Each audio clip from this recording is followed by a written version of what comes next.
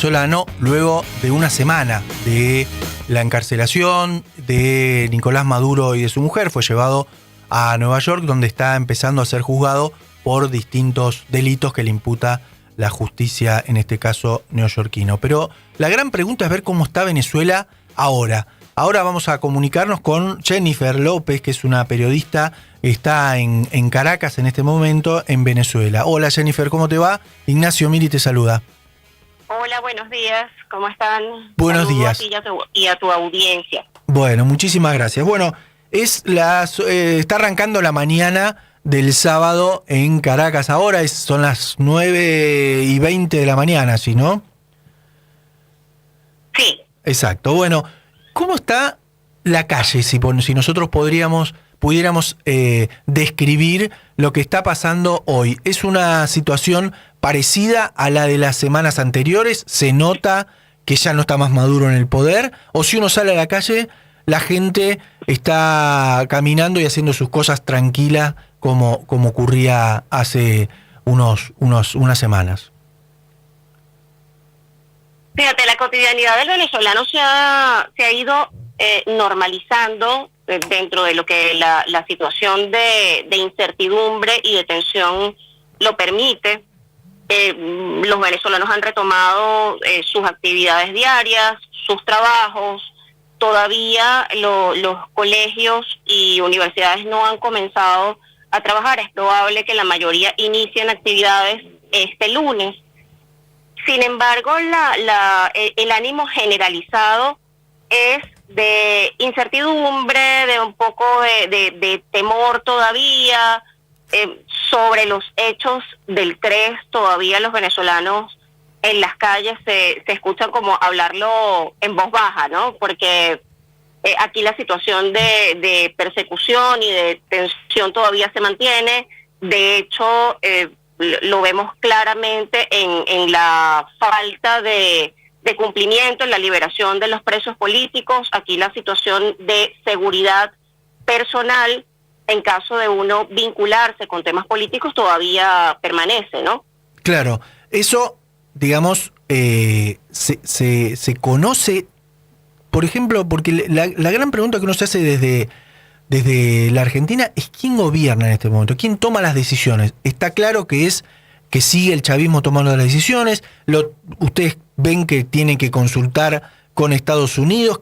¿Cuál es la situación política, sobre todo pensando en quién maneja, por ejemplo, la Fuerza de Seguridad o las Fuerzas Armadas? ¿Eso cambió algo respecto del 3? La verdad es que no hay certezas. Se puede ver, en la esfera pública, y uno como periodista puede entrar quizás a analizar cuáles son las diferencias entre cómo se tomaban las decisiones antes y cómo se toman ahora. Claro. O sea, por supuesto que la ausencia de la figura de Nicolás Maduro en el poder ha generado una inestabilidad en la base del chavismo y en la misma cúpula, porque hay un reordenamiento del poder. Y tras la decisión de dejar a Delcy Rodríguez como presidenta encargada, se ha visto un pulso interno en cuanto a la toma de decisiones. Una demostración, una vez más, es el anuncio de dar libertad a un gran número de presos políticos, que este anuncio se produce el jueves. Sí. Ya el día de hoy se cumplen 48 horas de este anuncio, sin que realmente se haya visto una liberación masiva de presos políticos. Claro. A esta hora, cuando nosotros estamos conversando, todavía hay familiares que permanecieron en vigilia en centros de reclusión como el Helicoide acá en Caracas. Claro. Y están a la espera todavía, desde hace prácticamente 2 días, de respuestas frente a estos centros de reclusión. Y eso sin obtener ni siquiera un listado de quiénes van a ser los detenidos liberados. Claro, y eso, por ejemplo, ustedes, los periodistas venezolanos, los medios venezolanos que trabajan, por supuesto, también con muchas restricciones en algunos casos, ¿pudieron hablar con alguno de esos liberados venezolanos para que les contaran qué pasaba dentro, cómo era la situación del resto de los presos? ¿O están todos tabicados, por así decirlo, los presos que están empezando a salir con cuentagotas, como bien decís vos? Sí. Todavía no se ha podido conversar con ninguno de ellos. De hecho, bueno, la mitad prácticamente de los liberados eran ciudadanos españoles Claro. que ya fueron inmediatamente repatriados. Y al llegar a España, algunos colegas allá hicieron intentos por entrevistarlos y ninguno dio declaraciones.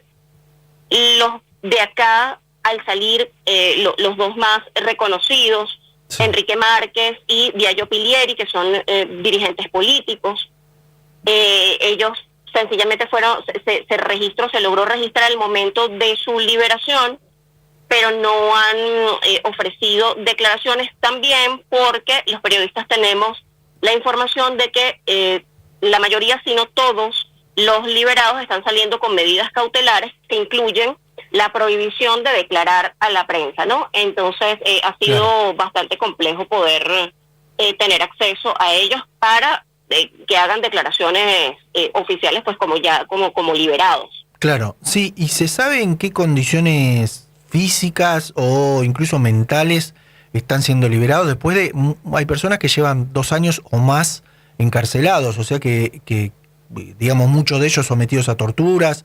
No sabemos tampoco en qué condiciones están o se los ve en una condición física buena, digamos, por llamarlo de alguna manera. No tenemos certeza de las condiciones en las que están saliendo, más allá de lo que se puede apreciar, claro, en el momento de sus excarcelaciones, precisamente porque no hemos podido tener, claro, acceso a entrevistarlos, a preguntarles cómo se sienten. También hay un ánimo entre los colegas de respeto por este momento, que para muchos de ellos es de readaptación a la libertad, de volver a estar en el seno de sus familias. Sabemos por las historias que ha levantado, por ejemplo, la misión de determinación de hechos de la ONU, que muchas personas que han pasado por estos lugares de detención denuncian torturas, tanto físicas como psicológicas. Y claro, por supuesto que, bueno, comprendiendo la situación por la que estas personas han pasado, que ya de por sí, sin que se produzcan torturas ni físicas ni psicológicas, las cárceles en Venezuela no son lugares realmente de rehabilitación o de reinserción, que permitan la reinserción a la sociedad. Pues ya esto es como una situación que uno tiene que darle un poco de espacio a estas personas hasta que se permitan a sí mismos también contarnos sus historias y sus experiencias allá adentro. Jennifer, Rosario Vigosi te saluda. Mi pregunta está más relacionada con... Hola, Rosario. ¿Cómo estás? Con tu tarea a nivel personal, porque nosotros estamos hablando con vos y vos estás en Caracas. Me interesa saber si vos tuvieras que describir el grado de libertad y de acceso a la información que tenés en estos días y que tenías en todo caso antes de la irrupción de Estados Unidos en Caracas, si cambió algo y bueno, y en todo caso, ¿cuáles son las formas en que vos te cuidás para ahora mismo estar haciendo un reporte con nosotros? Fíjate, son como dos temas, ¿no? Es el acceso a la información, que los periodistas venezolanos desde hace muchos años, recordemos que tenemos ya 26 años en esta situación en Venezuela, y el acceso a la información ha venido deteriorándose, se ha venido complicando para la prensa venezolana, y los periodistas hemos tenido que buscar alternativas, hemos tenido que cultivar fuentes que nos pasen datos, información no oficial, que podamos corroborar quizás haciendo doble, triple verificación de los hechos a los que tenemos, la información a la que tenemos acceso. Pero la información oficial se ha limitado muchísimo y solamente pues acá se puede ver que tenemos acceso a los periodistas a comunicados, a veces a declaraciones oficiales, a ruedas de prensa, a veces sin posibilidad de preguntar, sino que sencillamente es el funcionario que se para y declara y se retira. Pero como en otros lugares, o como ocurría en Venezuela anteriormente, que teníamos acceso a información privilegiada, los periodistas podíamos incluso en algunas situaciones quizás competir, ¿no? Los medios de comunicación acá, hace muchos años, en los años 90, en los años 80, competían por información. Claro. Y era así como salían al aire, por ejemplo, en lo que era Radio Caracas Televisión y en lo que era Venevisión, información privilegiada que cualquiera de ellos podía conseguir. El día de hoy, la información se consigue a través de cultivar las fuentes que podamos conseguir dentro del poder, dentro de los partidos políticos. Se ha complicado el acceso a la información. Sí. Por otro lado, está el riesgo de informar. Sí. Y, a ver, ya en estas circunstancias ya no se trata de qué dijiste, de si dijiste algo contra el gobierno, se trata sencillamente de si estás quizás en el lugar equivocado en el momento equivocado. El día de ayer, por ejemplo, había un equipo de Telemundo que estaba tratando de hacer algunas tomas en los alrededores de la Embajada de Estados Unidos para verificar, para tener información, para tener datos acerca de la llegada de una comisión de Estados Unidos, del Departamento de Estado, a Venezuela, en un intento por reabrir la Embajada de Estados Unidos en el país, cerrada desde el año 2019. Claro. Y todo indica que sus colegas fueron abordados por la Policía Nacional Bolivariana y fueron obligados a borrar material que ya tenían en sus equipos de grabación.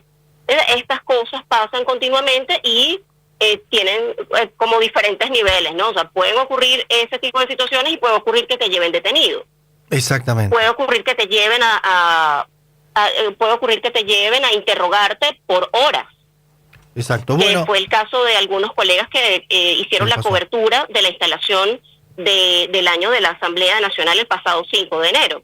Exacto. A 14 colegas se los llevaron detenidos y los fueron liberando a lo largo del día, pero tenemos otros colegas, 23, que permanecen detenidos, procesados por delitos como conspiración, delitos como esos, pues que pues sabemos, entre nosotros, entre los periodistas, sabemos que ese no es nuestro trabajo es informar. Exacto. Bueno, Jennifer, esperemos entonces que mejore un poco la situación allá. Te agradecemos mucho este contacto y seguramente te llamaremos en otro momento. Muchas gracias, ¿eh? Gracias a ustedes por estar pendientes de la situación en Venezuela. Exacto. Jennifer López, periodista desde Caracas, Venezuela. Vamos a las noticias, dale.